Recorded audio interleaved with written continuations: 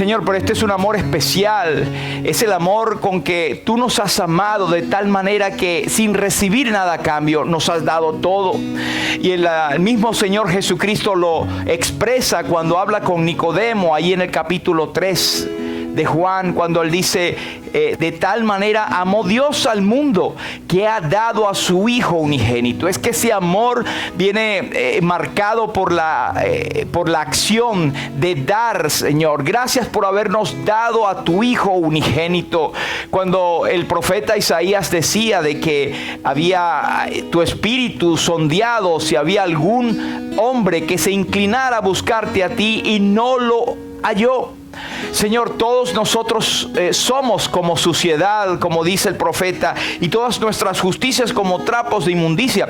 Y por lo tanto, como antes, también como hoy, no hay nada que podamos hacer para merecer el favor tuyo. No hay nada que podemos hacer para llegar a ti por nuestros propios medios. Y el que trata de hacerlo, dice el Señor Jesucristo, ladrón es y salteador. Pero gracias, Señor, porque Él vino a rescatarnos. Él vino a buscar y a salvar lo que se había perdido, que somos nosotros, y lo hizo por amor. Y cuando Él anduvo en esta tierra, vemos como Él andando por aquellas calles polvorientas de esa parte del mundo, haciendo bien a todos, levantando inclusive a muertos, sanando a enfermos, trayendo felicidad, inclusive llenando vientres de los hambrientos, para luego explicar la verdad de que Él es el pan de vida. También dando agua física a una mujer para explicar que Él es la fuente de agua viva, y del que cree en Él, de su interior correrían aguas, fuentes de agua viva. Señor, Él es el todo para nosotros. Él es nuestra agua para nuestra sed, nuestro pan para nuestra hambre, nuestra luz para las tinieblas. Señor, nuestra vida para la muerte en la que estamos sumidos, Señor, como dice tu palabra. Gracias por tu amor. Alabamos tu nombre, oh Padre, y te alabamos por la obra de Cristo en el Calvario, porque ese evangelio que una vez nos alcanzó para salvación es el mismo evangelio que creemos y al cual estamos firmes y aferrados por fe, como hemos oído, Señor. Te alabamos en esta mañana. Gracias por el profundo amor del Padre. Gracias por el profundo amor del Hijo, y gracias por el profundo amor del Espíritu Santo. Bendita Trinidad. Te alabamos, Señor.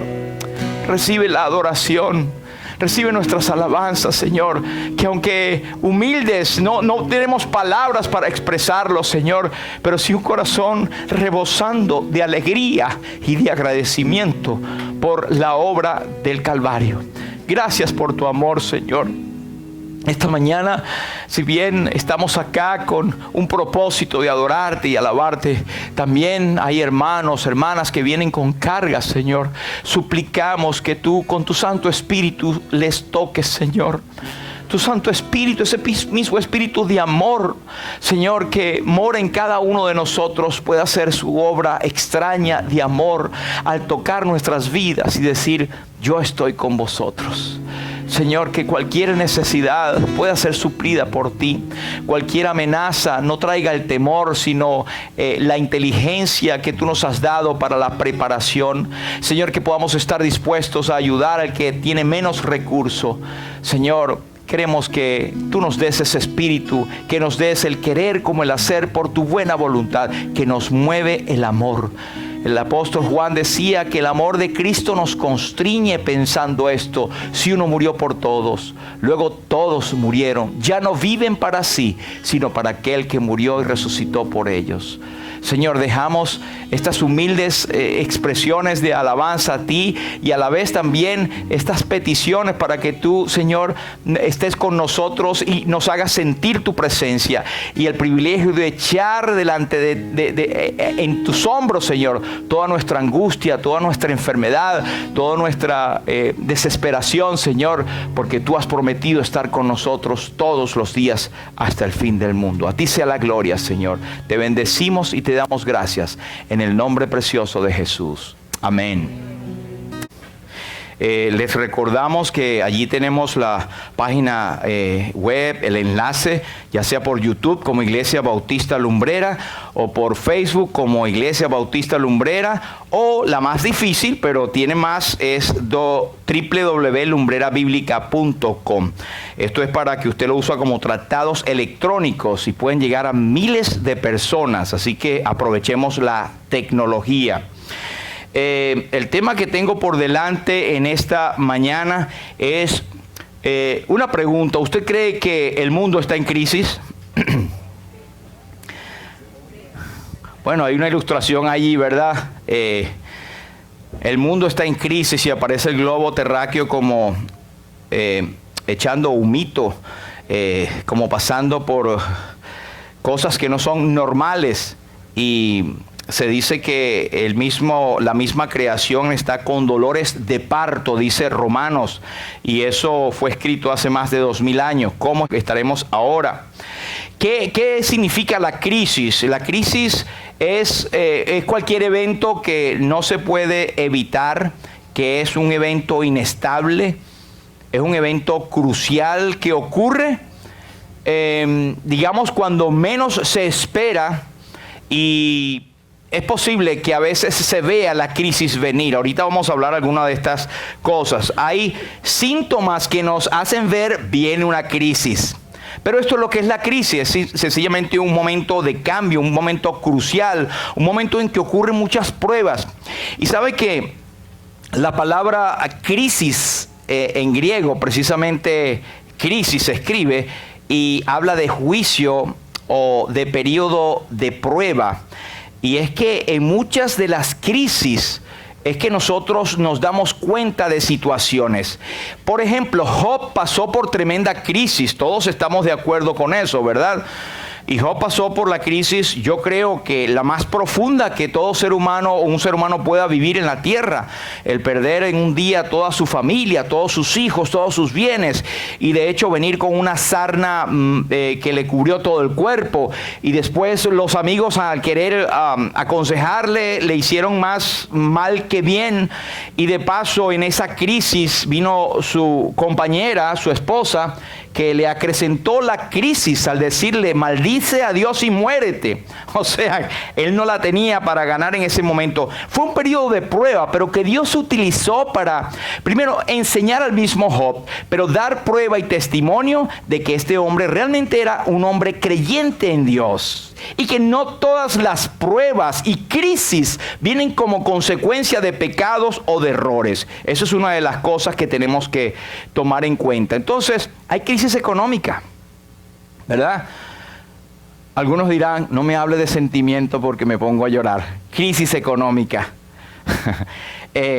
Y muchos estamos tal vez o están pasando por ese tipo de crisis, y muchos en un grado mayor que otros. También están las crisis familiares, crisis que nos hacen temblar las mismas bases de la familia, todo tipo de crisis. Recibía un texto a altas horas de la noche por la iglesia, el mensaje de texto de la iglesia que ven en otros países, y decía: pastor, por favor ore por mí, por mi esposo que me quiere dejar por mi culpa, y por mis hijos que parecen animales peleándose. Entonces, da un poco de risa, pero es trágico. Y eso es la vida de cada persona. Tiene un momento de crisis, o viven en crisis constante. Eso es lo más peligroso. Pero también hay crisis laboral. Hay personas que tienen crisis de trabajo. Lo han despedido del trabajo, han renunciado a su trabajo. Hay una persona estimada, amigo mío, que tomó una decisión en su trabajo por una decisión que tomaron, valga la redundancia, que no lo tomaron en cuenta a él, y ellos tienen como especie de un código de orgullo, ¿verdad? No me tomaron en cuenta, pues yo renuncio. Y tal vez en el ánimo que le dijera: no, ven acá, perdóname, perdónanos como organización por no haberte incluido, y ven acá, vamos a arreglar eso. Pues ni lo llamaron. Entonces quedó, como decimos en criollo, sin el chivo y sin el mecate. Tiene una crisis laboral. Pero Dios no le falta a nadie. Así que estamos orando por él y estamos ayudándole también. Pero tiene una crisis laboral y como él, muchísimos tienen crisis laborales. También crisis matrimoniales, ¿por qué no? Esta es una de las que más afecta en todo el mundo. Todos los días hay crisis matrimoniales que terminan en divorcio, que es hasta lo menos traumático, aunque siempre es, pero hay otros que terminan inclusive en la muerte de uno de los cónyuges. Eso es la violencia matrimonial. También tenemos crisis personal, faltó la L ahí porque la L estaba en crisis. Y también tenemos la crisis espiritual. Muchas personas tienen crisis espirituales. Algunos no son salvos y son tocados por el Espíritu Santo a tomar su decisión por Cristo y se mantienen como duros allí y el Espíritu Santo le está hablando. También hay otros que son creyentes en Cristo y el Espíritu Santo les toca porque sienten que no están andando en los caminos del Señor como deberían andar. Y es la palabra de Dios la que nos hace la crisis, ¿verdad? Y nos escudriña. Y a veces nosotros mismos entramos en crisis personales que son hasta saludables. Al preguntarnos como David, escudriña, oh Dios, examíname, oh Dios, mi corazón. Pruébame y conoce mis pensamientos y ve si hay camino en mí de perversidad y guíame en el camino eterno. Esa debería ser nuestra actitud. Tenemos crisis que muchas veces Dios nos la manda para pararnos, para hacernos reflexionar. ¿Tienes tú alguna crisis? Hay crisis de salud también, crisis de enfermedad, crisis mayor o menor grado, crisis físicas, crisis psicológicas, crisis psicosomáticas. Como es domingo puedo usar esas palabras, ¿verdad? Que nadie las sabe, pero las podemos hablar después. Ahí están unos doctores que nos pueden ayudar. Pero quería hablar rápidamente algunas crisis que existen, tal vez para nosotros tener mayor información para orar. Pero fíjense, usted sabía que entre una de las 10 crisis más grandes en el mundo están las crisis de los desplazados. ¿Qué son desplazados? Gente que estando en su propio país se desplazan a otros sectores por guerras, por violencia, por persecución política, por persecución religiosa. Y a veces son desplazados a otros países. Hablando del continente europeo, África y Asia, están países como Siria, Somalia, Nigeria, Etiopía, Sudán y últimamente Ucrania. Son crisis tremendas, crisis que son crisis humanitarias. Algunos toman las estadísticas que hay más de 183 millones de personas en crisis humanitaria ahora mismo. Nosotros disfrutamos y estamos sentados en aire acondicionado con un cafecito, con una comodidad acá y podemos escuchar cómodamente el mensaje de la palabra de Dios, pero hay muchas personas que ni siquiera eso tienen. Y en esos países que apenas son el 20% de la población mundial, en ellos se engloba el 89% de la crisis humanitaria mundial. Es increíble. Pero no yendo muy lejos están los desplazados aquí mismo en Latinoamérica. Gente de El Salvador, de Nicaragua, de Colombia, de muchos países que emigran. Cuba, una de las más viejas, y en los últimos años Venezuela. Son crisis humanitarias y usted quedará asombrado para saber, por ejemplo, la crisis de Ucrania, que es una de las más grandes que hay ahora, por guerra, la gente desplazada saliendo de allí. Pues Venezuela solamente ha rebasado la crisis de desplazamientos comparado con países que tienen guerra. Por ejemplo, para mediados de este año hay alrededor de 6.8 millones de personas venezolanos, estoy hablando solamente en eso para darle un ejemplo, inmigrantes repartidos por todo el mundo. Hay 190,000 refugiados y casi 1 millón están en busca de asilo y 4 millones fueron desplazados al extranjero según fuentes de ACNUR, perdón. Eso se puede buscar y verificar.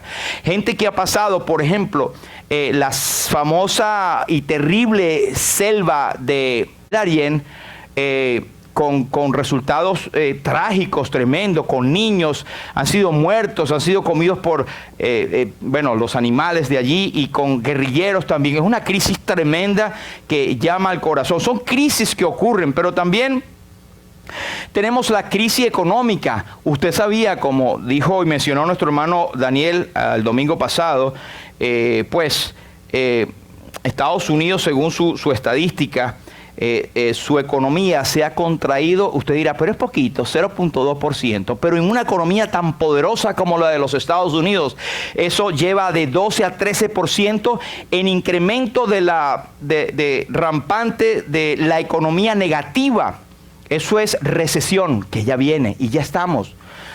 Así que hay que tener la sabiduría de ahorrar, de no gastar en cosas que son superfluas, tener ahorros, no hacer inversiones grandes. Es la sabiduría que Dios nos ha dado. Pero viene una recesión, hermanos.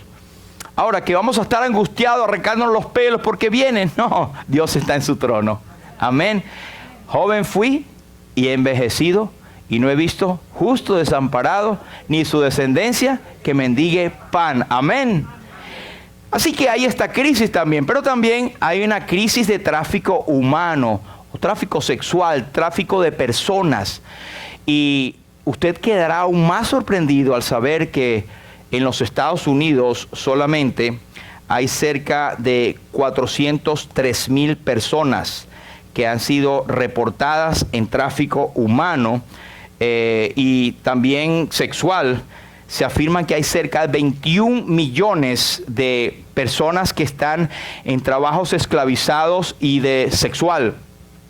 Y lo más triste es que son el 58, el 60% son niños y mujeres. Estaba leyendo un caso triste de una muchacha que estaba por graduarse en Venezuela de ingeniero petrolero y con la crisis, pues buscó salir y le ofrecieron una visa de trabajo en Egipto. Una cosa extraña. Y ella nada, empacó, se fue a Egipto, le dieron, llegó allá al aeropuerto, lo fueron a buscar, gente aparentemente todo legal. Pues cuando llegó a la mansión de esta gente millonaria, le confiscaron el pasaporte y todos sus papeles y le estuvieron esclavizada dentro de esa mansión sin pagarle nada más dándole la comida, si acaso, y totalmente desconectada con el mundo. En una de esas que ella salió porque iban a llevar a los niños, ella corrió y encontró a alguien que habló castellano o español, y bueno, por ahí comenzó la cosa de que ella pudo reportarse a la embajada y ahora regresó y está en Panamá. Pero como es, hay millones de casos que no han podido salir y están esclavizadas en cosas sexuales y en cosas de trabajos duros, y niños también.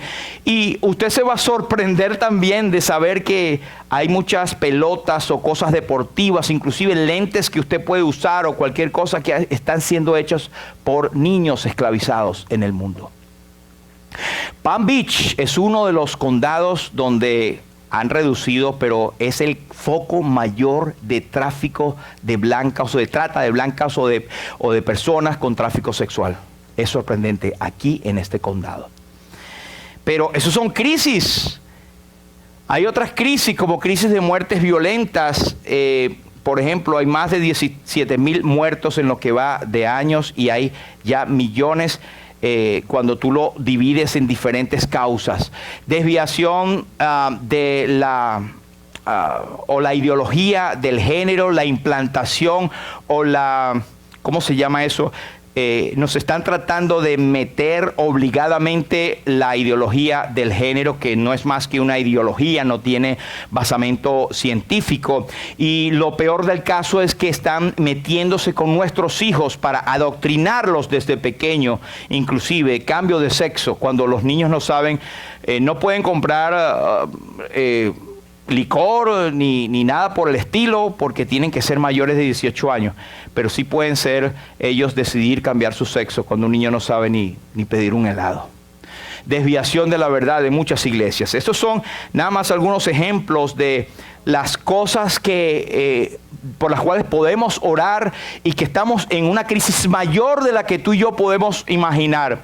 Segunda de Timoteo 3, dice el apóstol a Timoteo, él dice, también debes saber esto. Entre otras cosas, esto es nuestra responsabilidad, educarnos y saber. No, yo leo mi Biblia nada más y de ahí no me interesa lo demás. Eso suena un poco bien piadoso, ¿verdad? Pero es también una ignorancia y que no debería ser. Debemos estar sabiendo lo que está alrededor y teniendo el conocimiento de cómo está el mundo, porque la venida del Señor se acerca. El apóstol dice, también debes saber esto, que en los postreros días o en los últimos días vendrán tiempos peligrosos. Habrán hombres amadores de sí mismos, avaros, vanagloriosos, soberbios, blasfemos, desobedientes a los padres, ingratos, impíos, sin afecto natural, implacables, calumniadores, intemperantes, crueles, aborrecedores de lo bueno, traidores, impetuosos, infatuados, amadores de los deleites más de Dios, que tendrán apariencia de piedad, pero negarán con sus hechos la eficacia de ella. Ahora, en cuanto a eso hay mucho que decir. Proverbios nos dice, donde no hay dirección sabia, caerá el pueblo. Me gusta un proverbio que dice en otra versión, mismo, que dice, donde no hay gobierno o hay desgobierno, pero hay una luz, dice, en la multitud de consejeros hay seguridad. También nos dice Gálatas, como ya mi hermano leyó, no nos cansemos, en este tiempo de crisis, no nos cansemos de hacer el bien, porque a su tiempo segaremos si no desmayamos.